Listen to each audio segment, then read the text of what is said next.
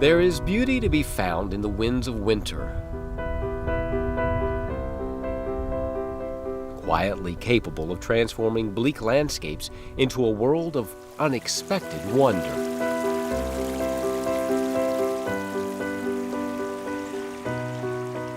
But even the most splendid winter transformations can quickly lose their luster. Constant cold has a way of numbing the soul, leaving us longing for the warmth of spring. Who doesn't want to get out in the spring after being cooped up in the house for months with the cold temperatures and the bad weather? Getting out in the spring will give you great rewards just if you go out in the yard. But the rewards of coming out into a forest like this and seeing the wildflowers and hearing the birds sing, now that really is something to celebrate.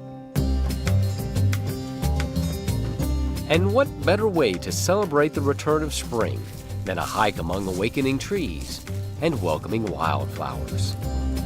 I like to say it's not the destination, but it's the journey. And that's especially true on wildflower hikes because you just amble along, stopping over and over again. When you see something new, oh, look at this.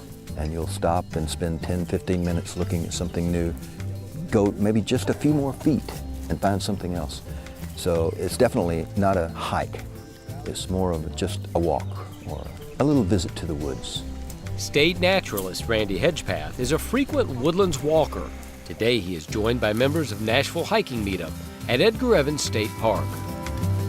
We have been wanting to get out and do a wildflower hike for several weeks and hadn't been able to get out, and today we planned to hike, and lo and behold, we could go on a guided tour. Here are the wood poppies, the big yellow flowers here. The wood poppy is one of my favorite big flowers. We have dogwoods that are blooming, the redbuds blooming, and you can see the trees starting to pop. It's a gorgeous day, and there's quite a variety of wildflowers that are out right now. We've missed the early ones. The canopy hasn't really leafed out yet, so we're still seeing some of the later wildflowers. Early or late, Randy knows something about each one.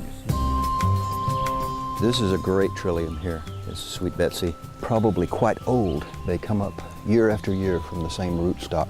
So this forest has been undisturbed for a long time because this flower has been able to persist for decades here. The little flower here that looks like pants hung up on the line upside down is called Dutchman's Breeches, close relative of the squirrel corn and the corydalis flower. They're all toxic, poppy family. The purple color that you see out over the forest is the dwarf larkspur, delphinium, which means dolphin-like. This is star chickweed, and star chickweed is in the Caryophyllaceae, or the pink family, but it's obviously not pink. But did you know that pink means something besides color? Yeah, pink means cut.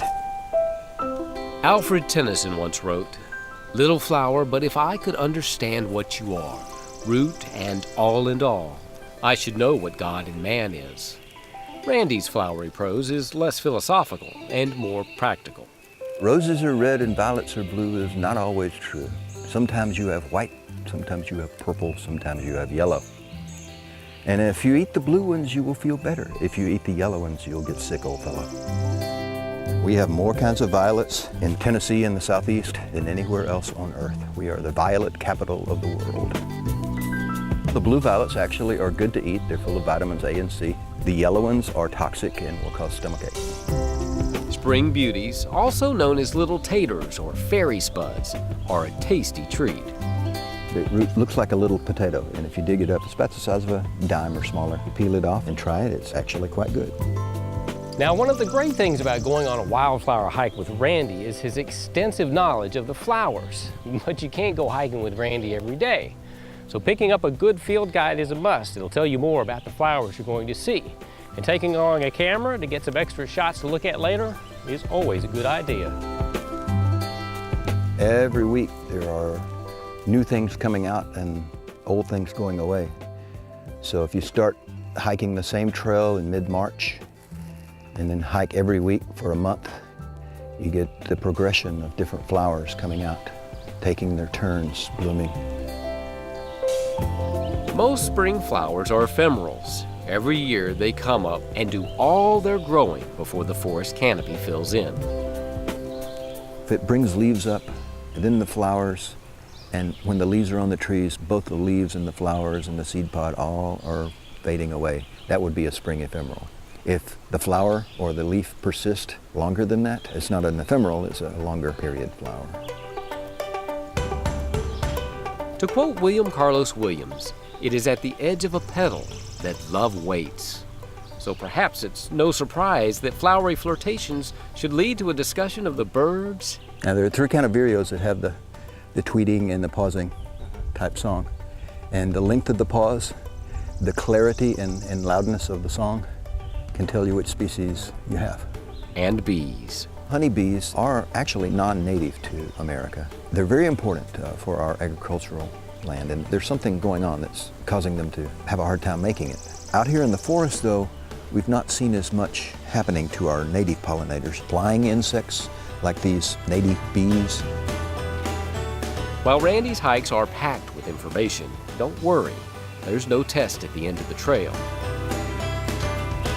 Randy's great. He knows all this stuff, and he's got a lot of stories. And I'm not going to remember 10% of what we did, but it doesn't matter because it was great just being out in the woods and seeing all the colors.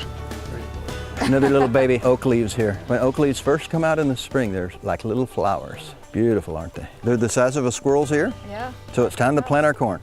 And time to enjoy, for just a while longer, the sights, sounds, and smells of spring. Oh, there's so many things to love about being out in the woods in the spring.